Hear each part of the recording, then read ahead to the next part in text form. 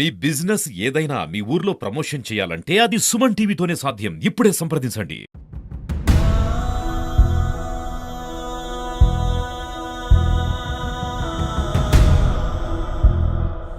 ఒక అమ్మాయిని ప్రేమించాను. దాని వల్ల అసలు నీకు ఈ పరిస్థితి రావడానికి గల కారణం ఎవరు? ఏం చేశారు? అమ్మాయి తరపు నుంచి ఎప్పటి నుంచి లవ్ చేసుకుంటున్నారు మీరు? 5 years మట్టి.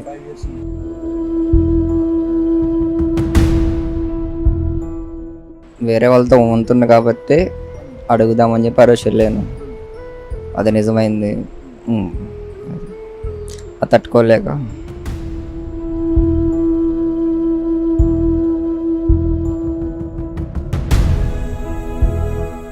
కానీ అట్లా చేయటం ఎందుకు? ఉంటే ట్రూగా ఉండాలి, లేదంటే లేదు.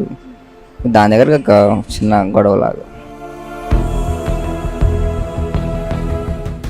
రైలు తొక్కింది అనుకుంటే మన హెడ్కి కానీ బాడీకి కానీ ఇంకెక్కడైనా దెబ్బలు తాగాలి. ఎక్కడ ఒక చిన్న దెబ్బ లేదు. నరికితేనే అంత క్లారిటీగా ఉంటుంది. కాళ్ళు చెయ్యి ఎందుకు ఎక్కువ చేతిని వదిలిపెట్టేశారు అంతే. ఇంకా అది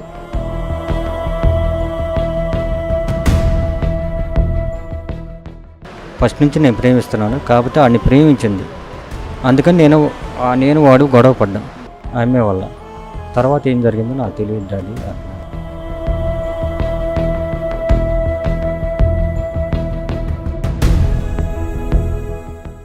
నా కూతురులాగా చూసుకొని నేను బతుకుతున్నా. ఇప్పుడు ఆ బిడ్డను కూడా లేకుండా చేశారు. మేమేమైపోవాలి చెప్పయ్యా? ఒక తమ్ముడు, వాడికి ఏమీ తెలియదు. వాడే చేస్తాడు పరిచర్య. పిల్లవాడికి మేనత్త కొడుకు వాళ్ళు చేస్తున్నారు. అదయ్యా పరిస్థితి. నాయన మాకు న్యాయం చేయండి. మాకు అన్యాయం, ఆ బిడ్డకు అన్యాయం చేయొద్దు.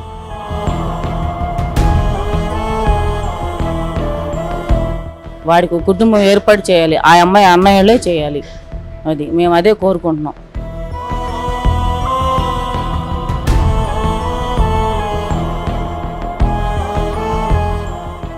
నమస్తే. గుంటూరులో అత్యంత దారుణమైన సంఘటన జరిగింది. బట్టిప్రోలుకు సంబంధించినటువంటి యువకుడు రేపల్లికి సంబంధించినటువంటి యువతితో ప్రేమ వ్యవహారంలో ఉన్నాడు గత కొంతకాలం నుంచి. తర్వాత ఇది కాస్త ట్రయాంగిల్ లవ్ స్టోరీగా మలుపు తీసుకుంది. ఆ తర్వాత ఆ కుర్రవాడు ఈ నెల 5వ తారీఖున సంగం జాగర్లమూడి రైల్వే ట్రాక్ మీద 2 కాళ్ళు, 1 చెయ్యి పూర్తిగా కోల్పోయి చావు బతుకుల స్థితిలో ఉన్నాడు. అయితే ప్రస్తుతానికి అతన్ని జీజీహెచ్లో జాయిన్ చేశారు. అయితే ఈ విషయంలో ఏం జరిగింది? ఆ కుర్రవాడి పేరు చరణ్ తేజ్గా తెలుస్తుంది. ప్రస్తుతం అతను కోలుకున్నట్టు కూడా మనకి తెలుస్తుంది. అతనితో మాట్లాడదాం. ఈ సంఘటన జరిగి కూడా ఇప్పటికీ 4-5 రోజులు గడుస్తుంది. చావు బతుకుల మధ్యలో అతను ఇప్పుడు పూర్తిగా బెడ్ రిడన్ అయిపోయినాడు. తనకి 2 కాళ్ళు పూర్తిగా తీసేశారు అండ్ 1 చెయ్యి కూడా పూర్తిగా తీసేశారు. ఇది కాళ్ళు చేతులు నరికేశారా లేదంటే రైల్వే ట్రాక్ మీద పడేయడం వల్ల అలా పోయిందా అనేది పూర్తి వివరాలు తెలియాల్సి ఉంది. అదేవిధంగా ఎవరు చేశారనేది కూడా తెలియాల్సి ఉంది. అయితే ప్రస్తుతం మనం చరణ్ తేజ్తో మాట్లాడదాం.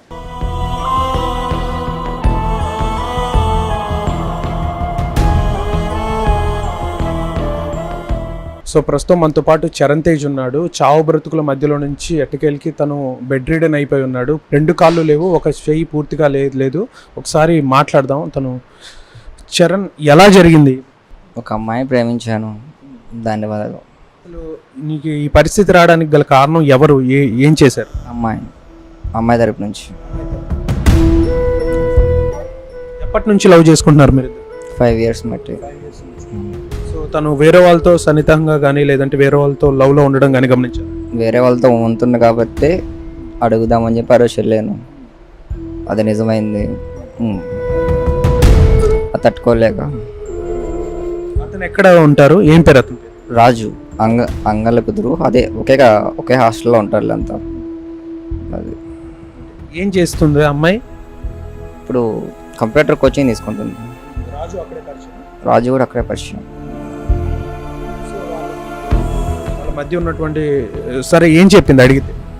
అడిగితే ఏం చెప్పింది? ఉంది, నేను తప్ప ఎవరు చేయట్లేదు. మళ్ళీ అదే మాట చెప్తుంది. ఎందుకని క్లారిటీగా తెలుసుకొని అక్కడ దాకా వెళ్ళాను. నాతో మాట్లాడిన 1000-2000 కాల్ రికార్డింగ్స్ నా దగ్గర ఉన్నాయి ఇంకా ఇప్పటికీ. దాని గురించి ఇబ్బంది ఏం లేదు. కానీ అట్లా చేయటం ఎందుకు? ఉంటే ట్రూగా ఉండాలి, లేదంటే లేదు. దాని దగ్గర ఒక చిన్న గొడవలాగా. మీరు చేబ్రోల్ నుంచి పొన్నూరు వచ్చి ఉన్నారా? అక్కడ నుంచి మాది బట్టిప్రోలు. బట్ల సంగనేరులో చేస్తాను. ఈ ఏంటి ఎలా జరిగింది అసలు ఈ సంఘటన అంతా ఎలా జరిగింది? రైల్వే ట్రాక్ దగ్గర ఎలా పడిపోయారు? అమ్మాయితో లాస్ట్ టైం మాట్లాడతాకి వెళ్ళాను నేను. 1కి అమ్మాయిని స్టేషన్ దగ్గర నుంచి తన స్టేషన్ దగ్గర నుంచి ఎక్కించుకున్నాను 10:30 ఆ టైంలో. 1కి 1:30 కల్లా అమ్మాయిని హాస్టల్ దగ్గరలో దింపాను. దింపిన తర్వాత ఇంక అమ్మాయితో ఈ మధ్యలో మాట్లాడటం, మొత్తం క్లారిటీగా చూడటం, అమ్మాయి మొత్తం దాని గురించి ఇంక తెలిసింది. ఓకే కన్ఫామ్ ఇది, దాని గురించి తెలిసింది.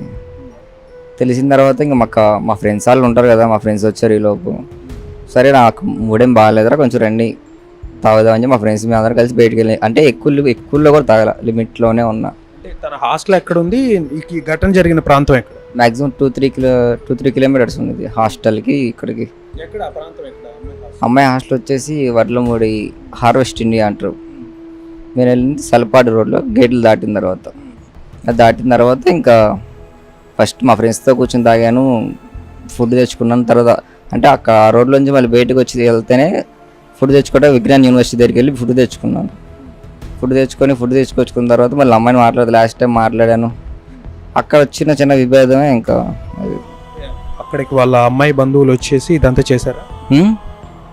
అమ్మాయి బంధువులు అక్కడికి వచ్చారా? అమ్మాయిల బంధువుల మీద నాకు డౌట్ ఉంది, కానీ నాకు కనపడలేదు వాళ్ళు.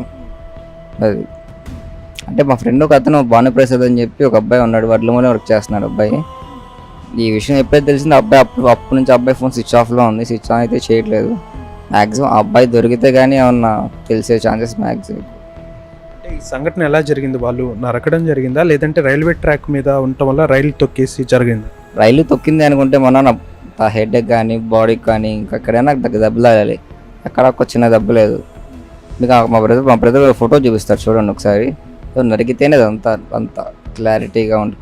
కాలు చెయ్యి ఎందుకో ఒక్క చేతిని వదిలిపెట్టేశారు అంతే. ఇంకా అది బాగా మత్తులో ఉన్నావా ఆ సమయం? బాగా మొత్తం ఏం కాదు, లిమిటెడ్లోనే ఉన్నా. ఒక 2-3 పీస్ అంటే మ్యాక్సిమం లిమిట్ అది అంతే. ఏం జరుగుతుందనేది ఏంటి అర్థం కాలేదు. అసలు నీకు ఎంతవరకు గుర్తుంది ఆ సంఘటన జరుగుతున్నప్పుడు? సంఘటన నాకు అమ్మాయిని లాస్ట్ టైం మీట్ అయ్యేదాకా మాత్రమే నాకు గుర్తుంది. ఇంకా ఆ తర్వాత అంబులెన్స్కి ఎక్కించిన తర్వాత ఇంకా మా బ్రదర్తో అంటున్నాను, నాకు డ్యూటీ టైం అవుతుంది పడుకోవాలి అని చెప్పి మా బ్రదర్తో మాట్లాడుతున్నాను. ఇంక అంతే. అప్పుడు జరిగిందని చెప్పేటట్టు నాకు యాక్సిడెంట్ అయింది అది ఇది అని చెప్పి.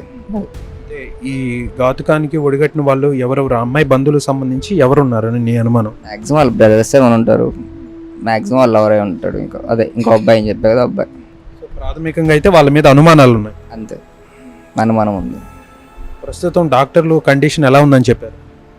ప్రజెంట్ అయితే ఇప్పటికి 2 సర్జరీలు అయినాయి, 3వ సర్జరీ కూడా అయ్యే ఛాన్స్ ఉంది. ఎందుకంటే మొదట ఇక్కడ దాకా ఉండేది, ఇక్కడ దాకా కట్ చేస్తారు కొంచెం, మళ్ళీ ఇది ఇన్ఫెక్షన్స్ అయ్యాయి.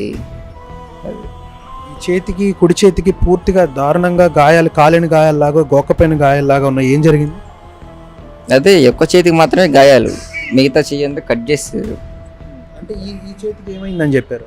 ఈ చేతికి నేనేం అడగలేదు, డాక్టర్స్ ఏం చెప్పలేదు. మ్యాక్సిమం ర్యాపిడ్ వల్ల అట్లా జరిగి ఉండిద్ది అంటున్నారు వాళ్ళు. అది అంటే మీరు తనతో ఎన్ని సంవత్సరాల నుంచి లవ్లో ఉన్నారు? మ్యాక్సిమం ఒక 4-5 ఇయర్స్ నుంచి అంతే. మధ్యలో బ్రేకప్ అయిందని చెప్పారు? మ్యాక్సిమం 2-3 ఇయర్స్ నుంచి తర్వాత బాగా చేసుకున్నాం. తర్వాత అమ్మాయి మ్యారేజ్ ఫిక్స్ అయిపోతుందని చెప్పి ఇంకా అమ్మాయితో నేను దూరంగా ఉన్నాను. ఆ 1 ఇయర్ గ్యాప్ తర్వాత అమ్మాయి నాకు కాల్ చేసింది, కంప్యూటర్ కోచింగ్ వచ్చాను అని చెప్పి. నేనంతదైతే ఏమీ దాన్ని ఏమంటారు, కాల్ చేసి మెసేజ్ చేసింది లేదు. నా ప్రతి ఫోన్ కాల్ కూడా ఆ అమ్మాయి దగ్గర వచ్చింది, నేను ఒక్కసారి కూడా అమ్మాయికి ఫోన్ చేయాలి. అది ఆ 1 ఇయర్ గ్యాప్ తర్వాత మళ్ళీ మొన్న మ్యాక్సిమం లాస్ట్ ఇయర్ 2024లో March 10th కలిసాము. ఈ ఇయర్ మళ్ళీ మ్యాక్సిమం యాక్టివిటీగా అంతే, March February ఈ మూమెంట్లో మళ్ళీ కలుస్తాం అంతే. ఈ ఘటన జరిగిన తర్వాత అమ్మాయితో మళ్ళీ మాట్లాడేమన్నా జరిగింది? లేదు, వాళ్ళ పేరెంట్స్ మరి మార్నింగ్ కల్లా వచ్చేసి, అంటే నాకు జరిగిన దానికంటే ఫస్ట్ వాళ్ళు ఎలా తెలిసిందో మరి మార్నింగ్ కల్లా వచ్చి అమ్మాయిని తీసుకెళ్ళిపోవడం, అమ్మాయి చేత ఒక ఫేక్ స్టేట్మెంట్ రికార్డ్ చేయించుకోవడం, సంథింగ్ ఏదేదో. ఇంకా మీ తరపు బంధువులు, మీ అమ్మా నాన్నగారు వాళ్ళు పోలీస్ స్టేషన్లో కంప్లైంట్ చేశారా? చేశారు మొత్తం మాట్లాడుతున్నారు వాళ్ళే. మీ అమ్మా నాన్న ఏం చేస్తుంటారు? డాడీ వచ్చేసి బట్టల బిజినెస్, మమ్మీ స్కూల్ టీచర్. మీరేం చేస్తుండేవారు? నేను డ్రైవర్ని సంగండేరిలో. అది సో తనకి అక్కడ ఉన్నటువంటి కోచింగ్ సెంటర్లో రాజు అనే అతను పరిచయం. అది రీసెంట్గానే పరిచయం అయ్యాడు, నాకు మొన్న రీసెంట్గానే తెలిసింది.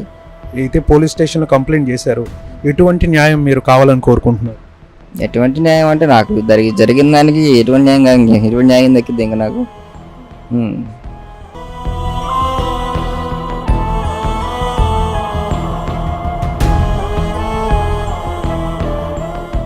చరణ్కి ఏమవుతారండి మీరు? తండ్రి, వాళ్ళ నాన్నగారు, వాళ్ళ ఫాదర్ని. అంటే ఏంటండి, ఏం చెప్తారు ఓవరాల్గా దీని గురించి? నా కొడుక్కి చిన్నప్పుడే వాళ్ళ మమ్మీ చనిపోయిందండి. చనిపోయిన తర్వాత వాళ్ళ అమ్మమ్మ గారు వాళ్ళ మేనత్తలు వాళ్ళు చూసుకుంటున్నారు. తర్వాత ఇక్కడ జాగర్లు మూడిచ్చాడు, అక్కడే డ్రైవర్గా చేస్తున్నాడు. డ్రైవర్గా చేస్తా ఇక్కడ ఫ్రెండ్ సర్కిల్తో ఇక్కడ రూమ్ తీసుకొని ఉన్నాడు. ఉంటా ఈ అమ్మాయిని లవ్ చేస్తున్నాడు. ఇక్కడ కాలేజీలో డిగ్రీ చేశాడు, ఆ అమ్మాయిని కూడా లవ్ చేశాడు. లవ్ చేసిన తర్వాత ఆ విషయాలన్నీ మాకు తెలియదు లెక్క. అయితే ఈ మధ్య తెలిసింది మాకు ఆ అమ్మాయిని లవ్ చేస్తున్నాడని.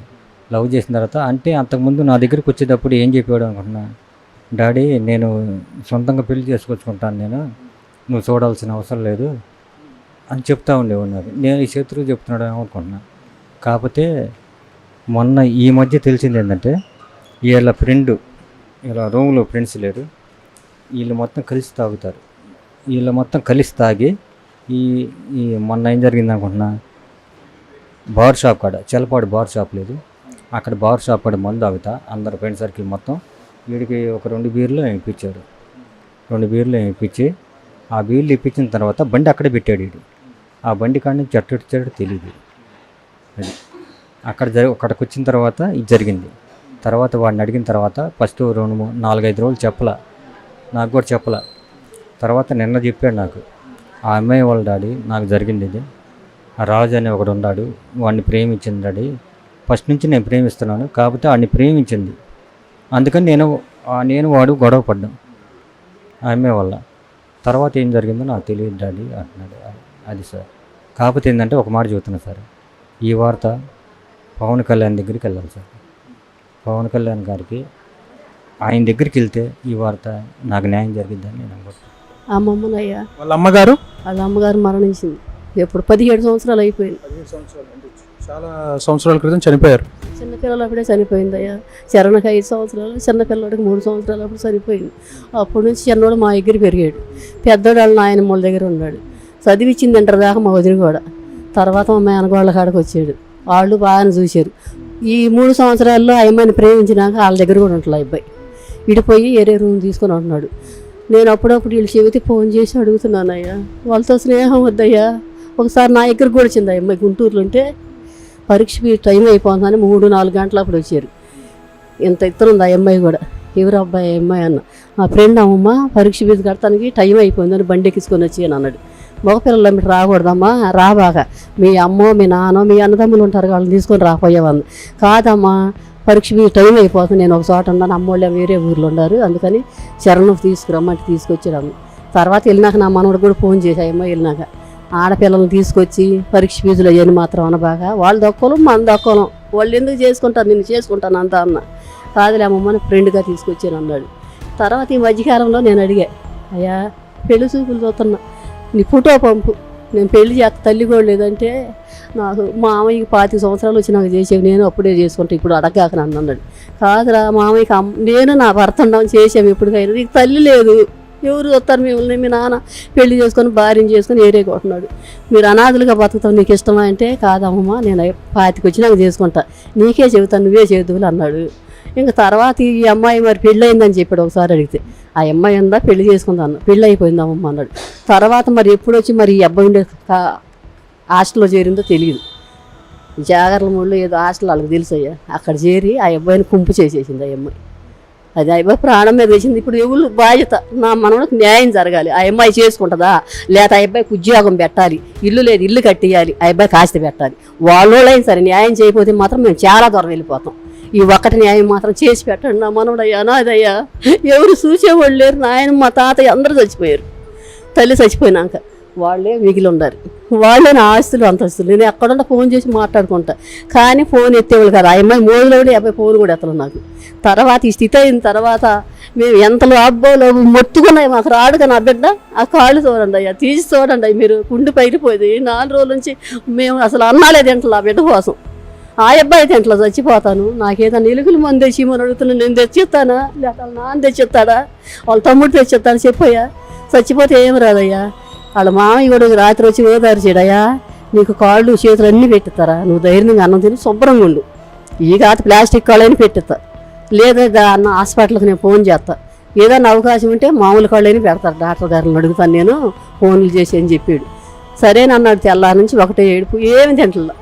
ఆ మంచినీళ్ళు ఒకటి తాగుతున్నాడు, ఆహారం తీరిద్దయ్యా. నేను చచ్చిపోవాలన్న మాట తప్ప రెండోది రావట్లేదయ్యా. ఎవరైనప్పటికైనా ఎంక్వైరీ చేయండి. ఈ అబ్బాయిని తీసుకెళ్ళి నా భానుప్రసాద్ కానీ ఆ అమ్మాయి కానీ వాళ్ళ అన్నదా ఎవరన్నా చేయిందో నా మనవడు అట్టవాడు.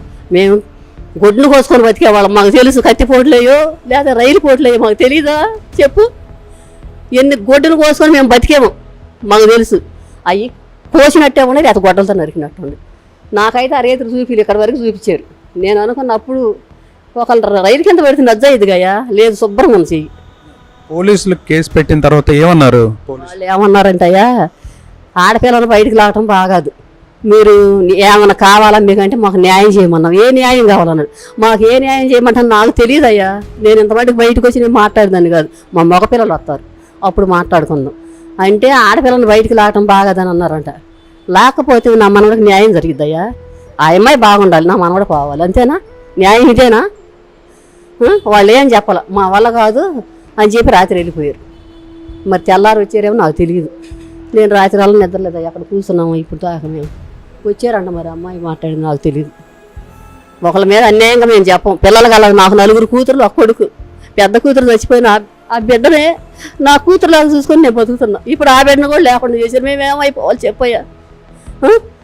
ఒక తమ్ముడు, వాడికి ఏమీ తెలియదు, వాడే చేస్తాడు పరిచర్య. పిల్లవాడికి మేనత్త కొడుకు వాళ్ళు చేస్తున్నారు. అదయ్యా పరిస్థితి. నాయన మాకు న్యాయం చేయండి, మాకు అన్యాయం, ఆ బిడ్డకు అన్యాయం చేయొద్దు. మొత్తం ఎంక్వైరీ చేసి చేస్తామన్నారు. మొత్తం తిరుగుతున్నారంట అటు ఇటు, సీసీ ఫుటేజీలు మొత్తం తీస్తున్నారు. తీసిన తర్వాత ఎంక్వైరీ చేసి న్యాయం చేస్తామని చెప్పారు వాళ్ళు. చెబురోలు వెళ్తే వాళ్ళకి పట్టాల మీద పడింది, మేము తీసుకోము, రోడ్డు మీద యాక్సిడెంట్ అయింది తీసుకుంటాము అని చెప్పారు. ఇక రైల్వేలో పట్టించుకోవాలంట. ఇక వీళ్ళు పట్టించుకొని వీళ్ళు చేయటమే కానీ ఇక మామూలు పోలీసులు పట్టించుకోమని చెప్పారు.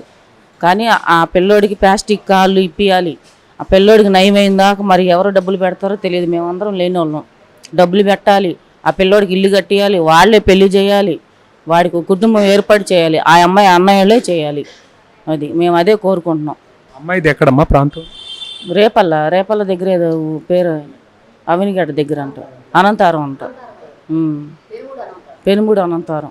సో చూశారు కదా, చాలా దారుణమైన సంఘటన గుంటూరులో చోటు చేసుకుంది. చరణ్ అనే యువకుడు తన 2 కాళ్ళని చేతిని పోగొట్టుకున్నాడు ఈ ప్రేమ వ్యవహారంలో. అది ఎవరు చేశారనేది ఇప్పటి వరకు తెలియదు. పోలీసులు దాని మీద ఇన్వెస్టిగేషన్ చేస్తున్నారు. త్వరితగతిన తనకి న్యాయం చేయాలని చెప్పేసి ఆ తరపు బంధువులు కోరుకుంటున్నారు. చరణ్కి అమ్మ కూడా లేరు, చిన్నప్పుడే చనిపోయారంట. సో ఆమెకి సంబంధించి వాళ్ళ అమ్మమ్మ గారే ఉన్నారు. ఆమె బంధువులు కూడా దీనికి సంబంధించి ఆర్థికంగా మేము చాలా వెనుకబడిన వాళ్ళం, మాకు ఇప్పుడు తను చూసుకోవాలంటే ఒక వ్యక్తి పక్కనే ఉండాలి జీవితకాలం, ఏంటి ఆ అబ్బాయి పరిస్థితి ఏంటి, మా కుటుంబ పరిస్థితి ఏంటి అని చెప్పేసి ఆ కుటుంబ బంధువులందరూ కూడా వాపోతున్నటువంటి పరిస్థితి. సో ప్రభుత్వం అలాగే పోలీసులు త్వరితగతిన దీని మీద న్యాయం చేయాలని చెప్పేసి వీళ్ళ బంధువులు అయితే ఇక్కడ అడుగుతున్నటువంటి పరిస్థితి. కెమెరామెన్ హోసన్తో శివరాజ్ శంకర్, సుమన్ టీవీ, గుంటూరు.